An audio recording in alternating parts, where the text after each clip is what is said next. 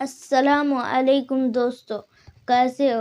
امید کرتا ہوں کہ آپ سب خیریت سے ہوں گے۔ آپ کو اگر ہمارے ویڈیوز پسند آ رہے ہو تو ہمارے چینل کو لائک شیئر سبسکرائب ضرور کیجیے۔ 3 کیٹیگریز اللہ تعالیٰ نے جنت میں دکھائی ہیں۔ ان الابرار یشربون من کاس کان مزاجها کافورا، نیک لوگ خود ڈال کے پئیں گے، خود اٹھا کے کھائیں گے۔ یہ ہے بوفے سسٹم۔ بوفے لگا ہوتا ہے نا، آپے پاؤ تے آپے کھاؤ تے آپے پیو، تو یہ ایک بوفے سسٹم والی جنت ہے کہ جنتی ڈالتے ہیں پیتے ہیں۔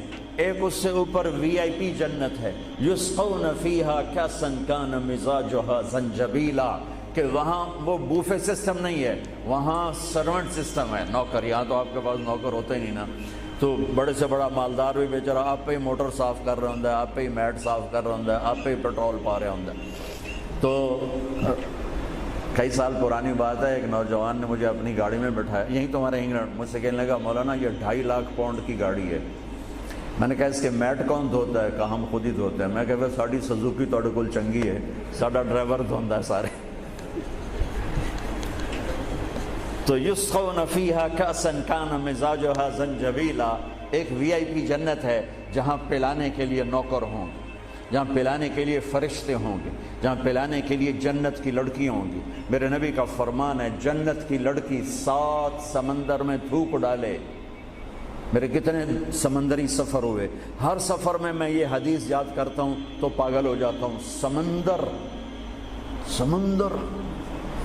100 سمندر میں جنت کی لڑکی تھوک ڈال دے تو میرے نبی کا فرمان ہے سارے سمندر کا پانی شہد سے زیادہ میٹھا ہو جائے گا۔ لکان ماءہ احلی من العسل۔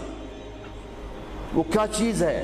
سورج کو انگلی کے فنگر ٹپ دکھا دے تو سورج اللہ کی قسم نظر نہیں آئے گا، جیسے سورج کے سامنے ستارے غائب ہو جاتے ہیں، چہرہ نہیں، صرف فنگر ٹپ کے سامنے سورج غائب ہو جائے گا تو اس کا چہرہ کیسا ہوگا، اس کا ہاتھ کیسا ہوگا؟ بِأَيِّ بَنَانٍ تُعَاطِيهِ، میرے نبی کا فرمان، کن ہاتھوں سے تمہیں پیش کرے گی جام کہ اس کی انگلی کا ایک فنگر ٹپ سورج کو دکھا دو، سورج نظر نہ آئے، وہ پیش کرے گی۔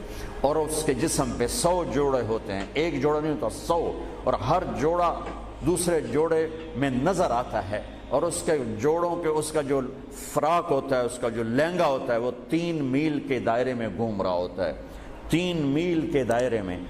اور یہ اس لیے ہے کہ جنت کے لباس کا وزن کوئی نہیں، اس کا وزن ہے، یہ ویسٹ کوٹ کا وزن ہے، اب تھوڑا وزنی لگ رہی کہ گرمی محسوس ہو رہی۔ جنت کا جو لباس ہے اس کا دھاگا نور سے بنا ہے، نور کا وزن نہیں ہوتا، تو 100 پہنے یا 1000 پہنے، 100 جوڑے اللہ بندوں کو بھی پہنائے گا، جنت کی لڑکیوں کو پہنائے گا، 100 جوڑے میں اس کا جسم چاندی کی طرح چمکتا نظر آئے گا، وہ اس کی طرف بڑھے گی، ایک قدم جب اٹھائے گی 1 لاکھ ناز و انداز اپنے خامد کو دکھائے گی۔ یہ وی آئی پی لوگوں کی جنت ہے، ایک وی آئی پی، چاہے لکھاں وی لا دیو، لکھاں کروڑوں وی آئی پی۔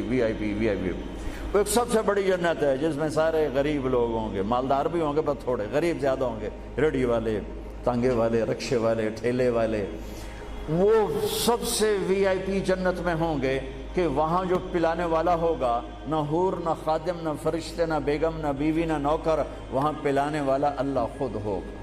وَسَقَاهُمْ رَبُّهُمْ شَرَابًا طَهُورًا، وہاں پلانے والا خود میرا رب ہوگا، میرا اللہ ہوگا، میرا اللہ ہوگا۔ اور جنت کا ایک چشمہ، اس کا نام ہے تسنیم، ایک دریا تسنیم۔ باقی سارے دریا چشمے زمین پر چلتے ہیں، جو تسنیم ہے وہ زمین پر نہیں ہے، وہ ہوا میں چلتا ہے۔ تسنیم کہتے ہیں سنام ہوتی اونٹ کی کوہان، ایسے تو وہ پانی یوں چلتا ہے، یوں چلتا ہے، یوں چلتا ہے، اور ہوا میں چلتا ہے، ہوا میں نہ ادھر گرتا ہے نہ ادھر گرتا ہے۔ سبحان اللہ، پتہ نہیں کیا چیز اللہ نے بنائی۔ جب وہ چاہے گا، تسنیم سب سے اعلیٰ درجے کی شراب ہے جنت کی، سب سے اعلیٰ درجے کی شراب تسنیم ہے، جو اللہ جنت الفردوس والوں کو خالص پلائے گا، نیچے والوں کو ہمیں تھوڑا جا قطرے 2 قطرے ڈال کے دے گا۔ وہ ہوا میں اڑتا ہوا چشمہ ہے، اور ایسا حسین ہے، ایسا وہ دل فریب ہے کہ اس کو بیٹھ کر دیکھنا چاہے گا تو ہزاروں سال دیکھنے میں مست ہو جائے گا، پینا اس کے بعد کی چیز ہے۔ تو میرا رب وہاں خود پلانے والا ہے، میرا رب میرے نبی پاک صلی اللہ تعالی علیہ وسلم ایک خوبصورت زندگی لے کر آئے اور جنت کی چابی اس کے ساتھ لے کر آئے کہ اگر دنیا اور آخرت کو جنت بنانا ہے تو میرے نبی کے طریقے پر آ جاؤ. پاسپورٹ بن گیا, ویزا لگوا لو, ویزا محمدی اسٹمپ کرواؤ اور سیدھے مرتے ہی جنت میں چلے جاؤ. یہاں بھی مزے وہاں بھی مزے. میرے نبی کی زندگی ایک خوبصورت نمونہ ہے. ایک حدیث سنا کے میں بات ختم کرتا ہوں. ایک حدیث آپ آج مجھ سے لے لیں, ساری زندگی خوبصورت ہو جائے گی. صرف ایک حدیث سناؤں گا, ایک, اور پوری زندگی میں رنگ بھر جائے گا, پوری زندگی میں رنگ بھر جائے گا. صرف ایک حدیث. میرے نبی نے فرمایا اربع اذا كانت فيك لا يضرك ما فاتك من الدنيا اربع من كن فيه ما ضره ما فاته من الدنيا. میرے نبی نے فرمایا چار باتیں مجھ سے لے لو. چلی نہیں, چار. سوکھا سوکھا کام ہے. فرمایا میرے نبی نے صرف چار گلاں میرے کو لے لو تو موجاں کرو ویملے وچ بھی تے جنت وچ. صرف 400 نہیں, 4000 نہیں, 50 نہیں, 100 نہیں, 10 نہیں, 4. کہا میری امت چار باتیں مجھ سے لے لو اور موج کرو, جہاں مرضی رہو موج کرو, موج ہی موج. کہا یا رسول اللہ ارشاد فرمائیں. آپ نے فرمایا صدق حدیث, ہمیشہ سچ بولنا, جھوٹ نہ بولنا. ساڑھے تو پہلے تے کلی اڑ گئی نا, وکٹ ہو گئی, کیچ آؤٹ نہیں, وکٹ. میرے نبی نے فرمایا صدق حدیث, سچ بولنا, جھوٹ نہ بولنا. حفظ امانت, کبھی کسی کو دھوکہ نہ دینا, کبھی کسی کے ساتھ دو نمبری نہ کرنا, ہمیشہ دیانتداری کے ساتھ چلنا, ہمیشہ دیانتداری کے ساتھ چلنا, کسی کو دھوکہ نہ دینا, کسی کے ساتھ فراڈ نہ کرنا. میرے نبی نے فرمایا ایک اور حدیث جو یہ دو صفتوں کی وضاحت کے لیے, صدق اور امانت, سچائی اور امانت داری. آپ سب ماشاءاللہ جانتے ہیں کہ ہمارے نبی کو کافروں نے جو ٹائٹل دیا وہ صادق اور امین کا دیا. اگر آپ مجھ سے سوال کریں اسلام کو دو لفظوں میں سمجھاؤ تو میرے پاس جو دو لفظ ہیں وہ علماء نے بتائے ہیں, سچائی اور امانت داری, دیانتداری. آپ مجھ سے پوچھو سارے کفر کو دو لفظوں میں بتاؤ, سارے کفر کو دو لفظوں میں, تو میرے پاس دو لفظ ہیں جو علماء نے بتائے ہیں, جھوٹ اور فراڈ, جھوٹ اور دھوکے بازی. جھوٹ اور دھوکے بازی ساری دنیا کا کفر اس میں جمع ہے, اور سچائی اور امانت داری ساری دنیا کا اسلام اس میں جمع ہے. میرے نبی نے فرمایا میرا امتی ہر گناہ کر سکتا ہے, دو کبھی نہیں کرے گا, دو کبھی نہیں کرے گا. ایک جھوٹ کبھی نہیں بولے گا, ایک دھوکہ کبھی نہیں دے گا. لیکن میں درد سے کہتا ہوں مسلمان نام ہی جھوٹے کا پڑ گیا, اور فراڈیائی مسلمان ہے, اور جھوٹائی مسلمان. جو غیر مسلم ہے اسے جھوٹ سے نفرت ہے.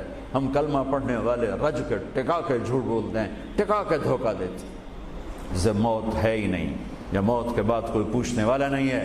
تو میرے نبی نے فرمایا چار باتیں بتا کے جا رہا ہوں. آپ نے فرمایا میں وہی چار باتیں اپنے نبی کی بتا کے جا رہا ہوں, سچائی, امانت داری, جھوٹ نہیں بولنا, دھوکہ نہیں دینا. تیسری بات حسن و خلیقت, اپنے اخلاق اچھے رکھو, اپنے اخلاق اچھے رکھو.